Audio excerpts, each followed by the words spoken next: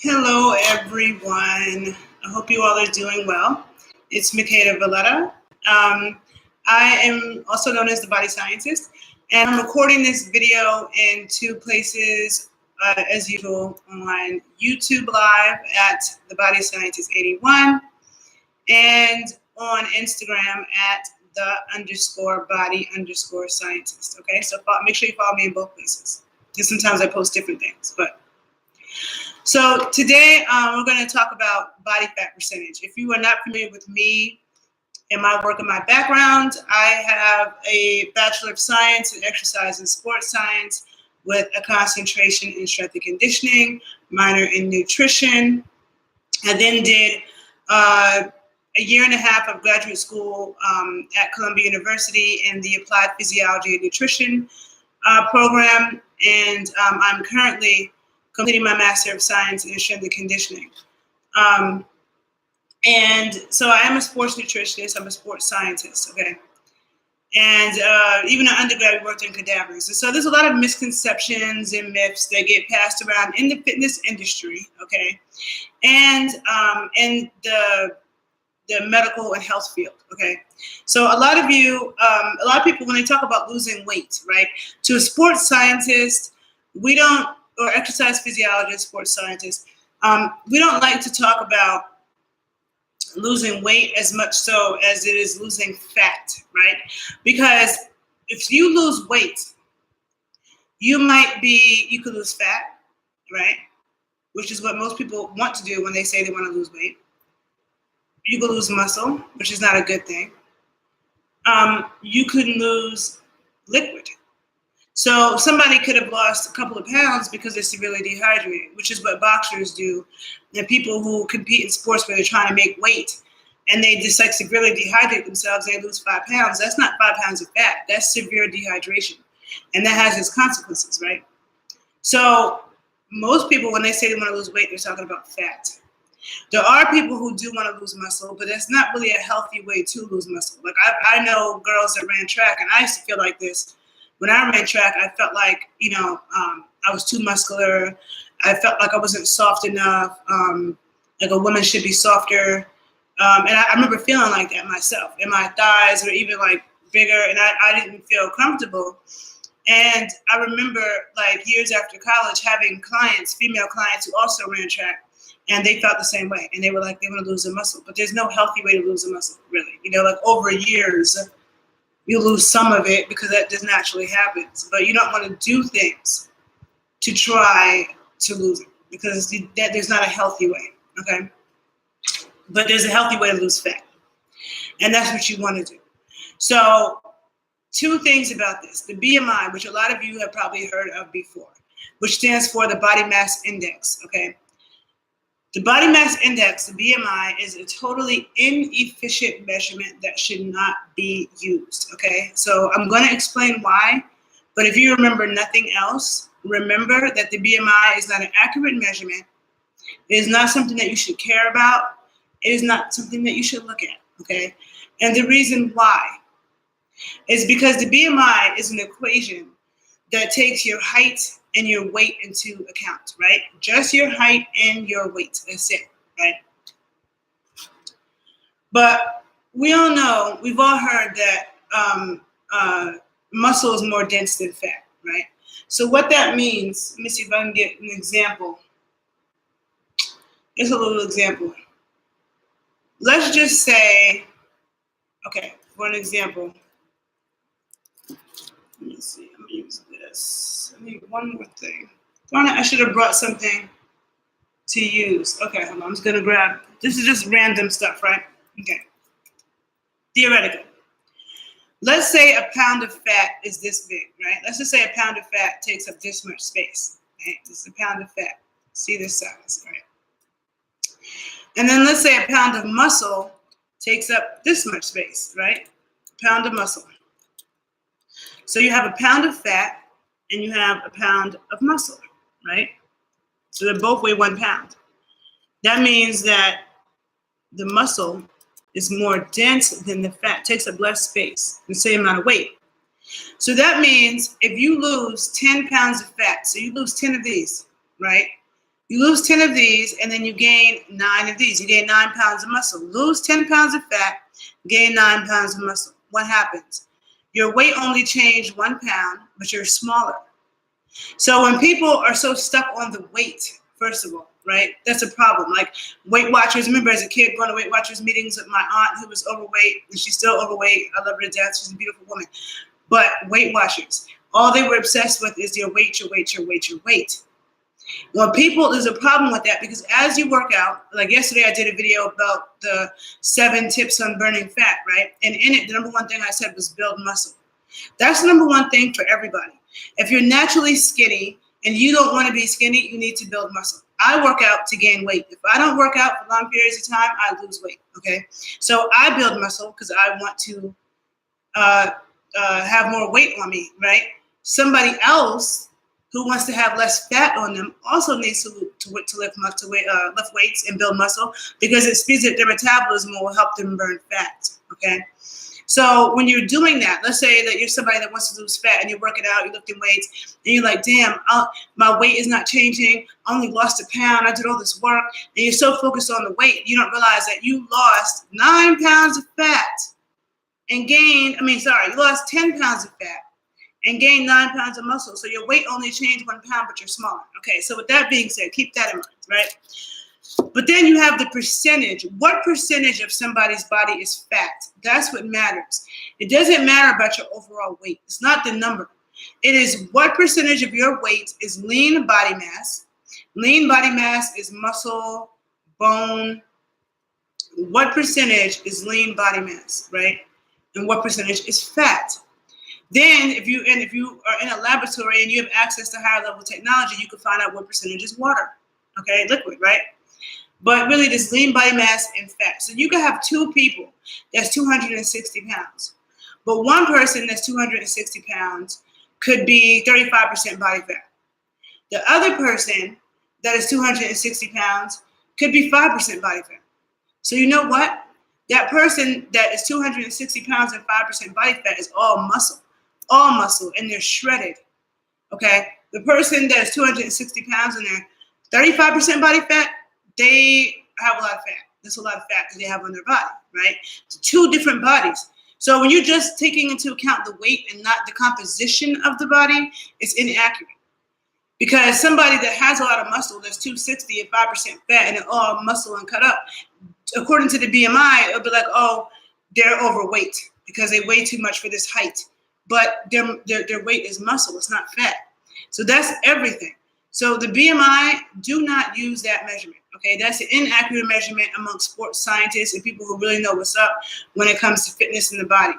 Doctors use that, nutritionists use it, the hell with the BMI, body fat percentage. So there's different ways to measure your body fat percentage.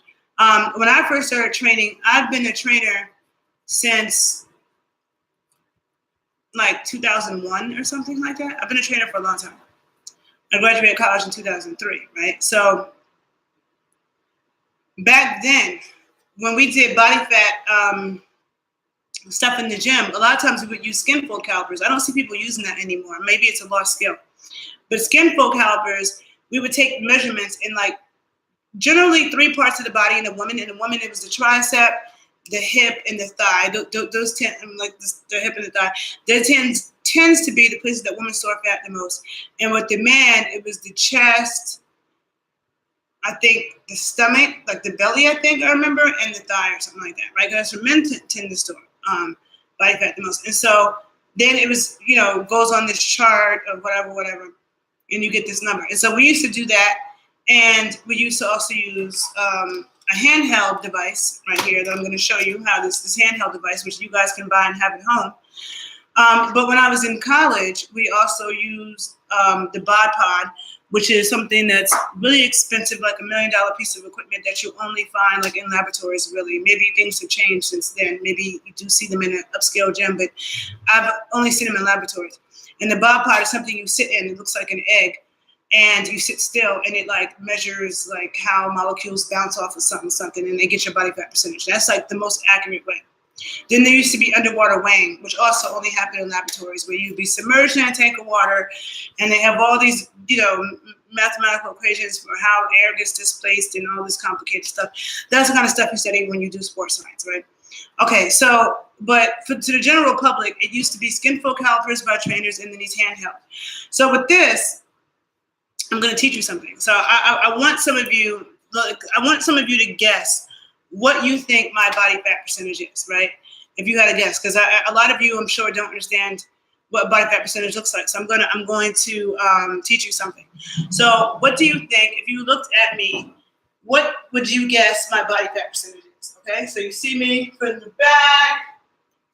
A lot of you have seen my thighs. I have on pants right now, but a lot of you have seen me. So if you had to guess what you thought my body fat percentage was, let me see if anybody says anything. Hold on, man. Let me see if I have anything on my YouTube. Okay. Oh, I see some people talking on YouTube. Okay.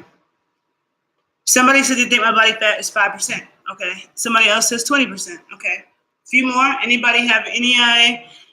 Just throw out any numbers that you think. Make an educated guess. What do you think that my body fat is? We got 5. We got 20. Okay. So I'll just go on with it. So we're gonna see, right? We're gonna see right here on here. And then I'm gonna talk about accuracy. Somebody says 2%. 2%? Is that what you wanna go with? You wanna go with 2%? Okay, we're gonna do some education today, okay? So with this handheld body fat analyzer, I'm going to turn it on, right? That's the first thing I do, I turn it on.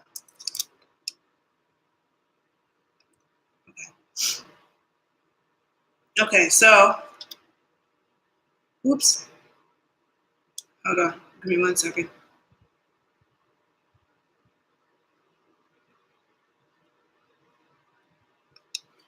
Okay, so,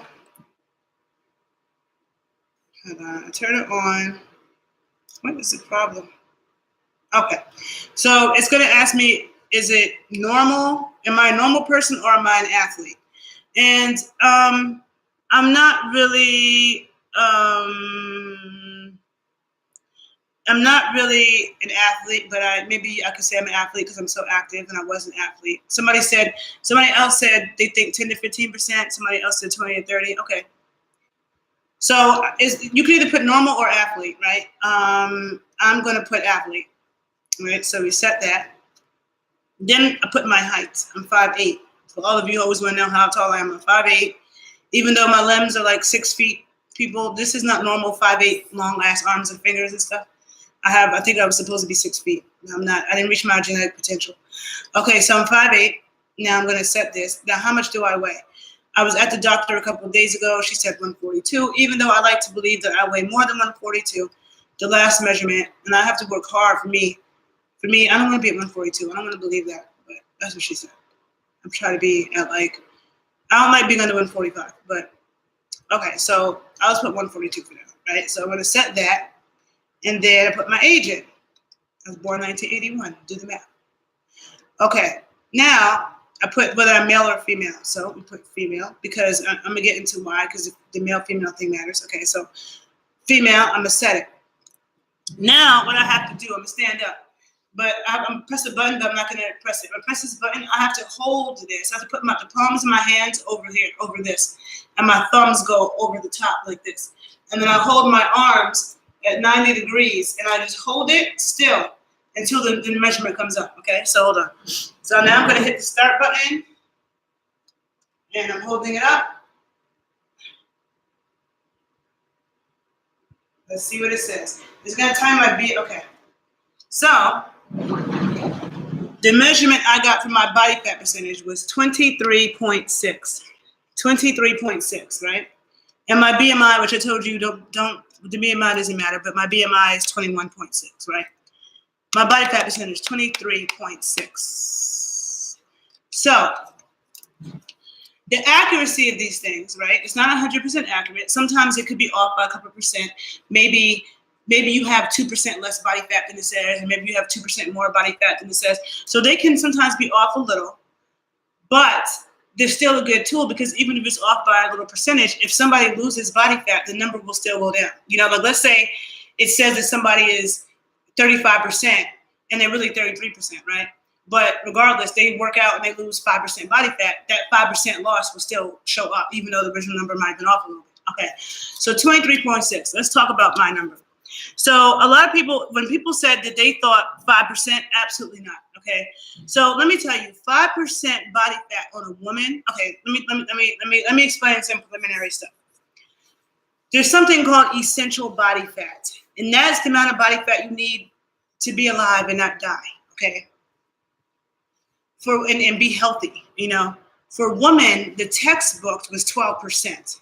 Now, it depends on what organization you look at because sometimes the numbers are a little bit different depending on different health organizations.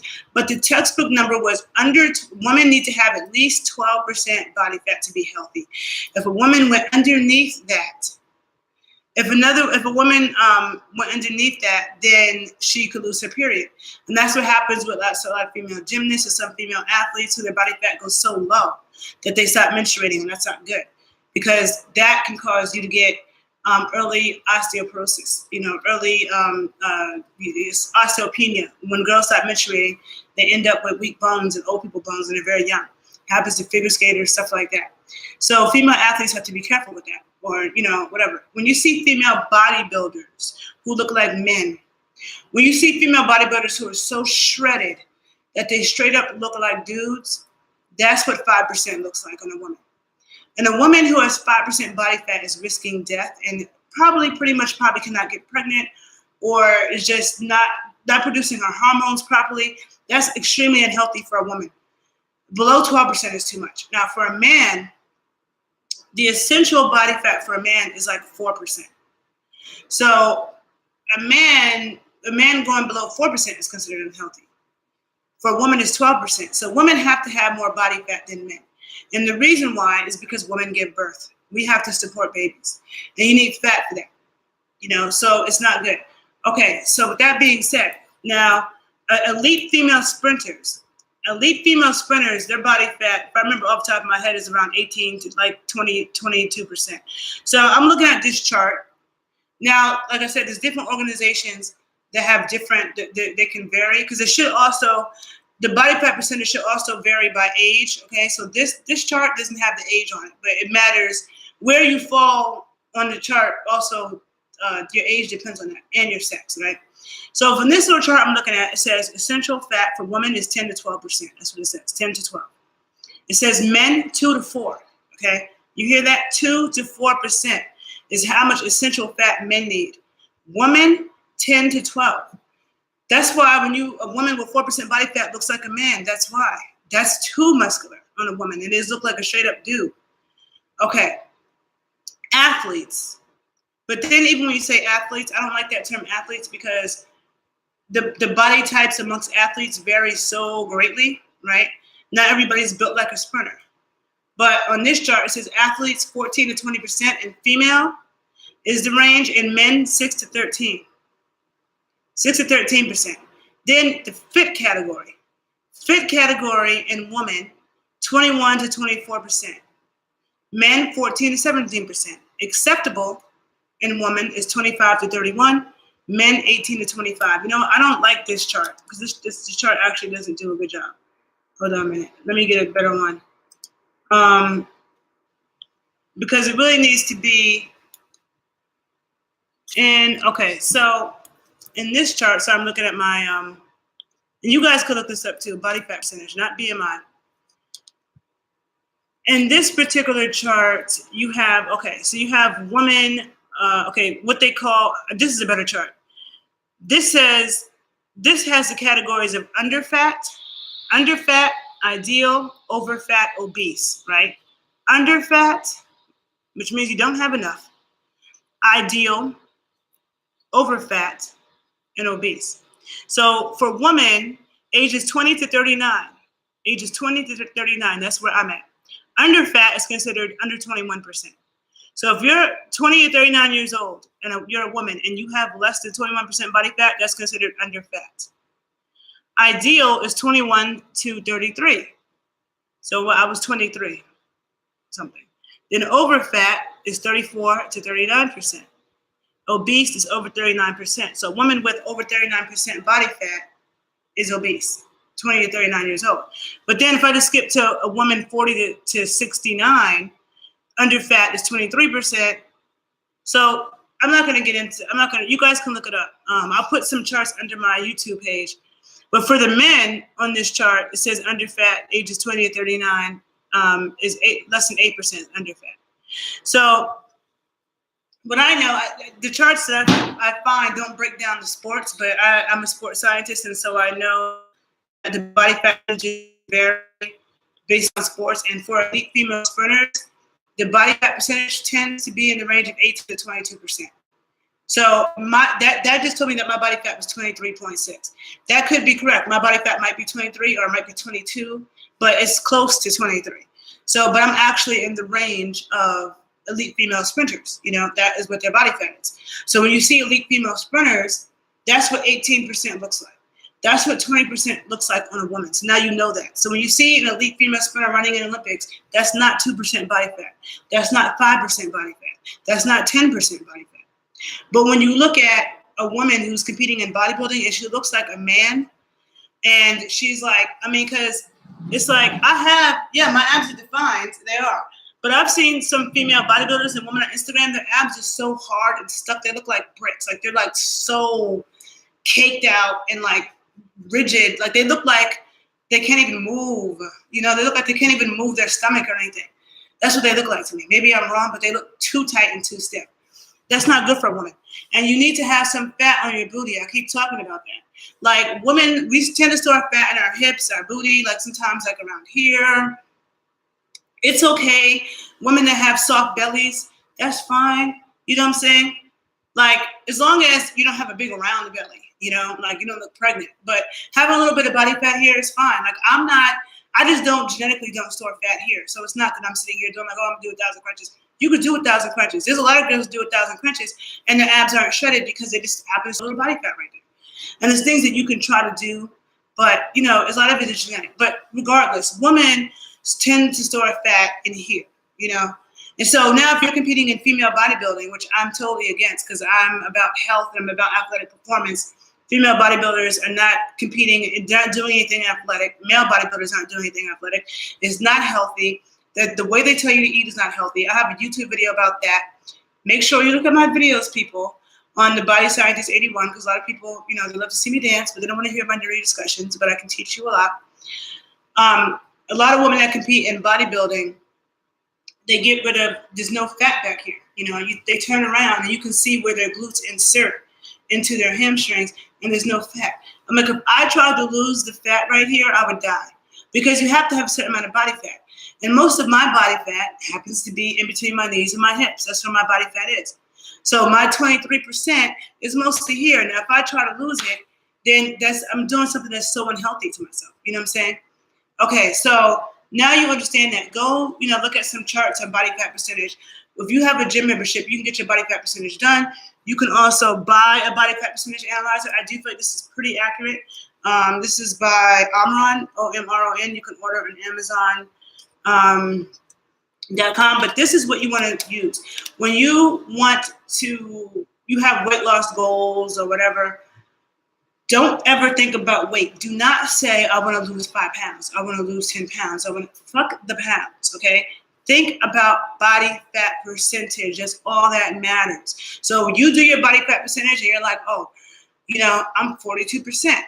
So instead of saying you want to lose 20 pounds, say I want to lose 20% body fat. But let's start with these small goals. Like first, in the next, 2 months, I want to try to lose 5% body fat. So that's what you're going to focus on. 2 months, 5% body fat. 2 months after that, okay, I want to get to 10% body fat. Set small increment goals and keep measuring it.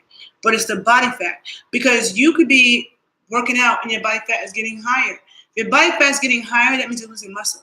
You don't want to do that, And so for me, I focus on my weight only because I'll be trying to gain weight. I'm always trying to gain weight. So for me, I know that when I lose weight, I'm losing muscle. I don't lose fat, I lose muscle. And when I gain weight, I gain muscle. It's not really so much fat for me, it's muscle. So for me, that's why I obsess over my weight. Like, okay, I want to weigh more and weigh more and weigh more. But if you're someone that's trying to lose weight, you're really trying to lose fat, focus on the body fat percentage only. Ethnicity does play a role. It does. That's true.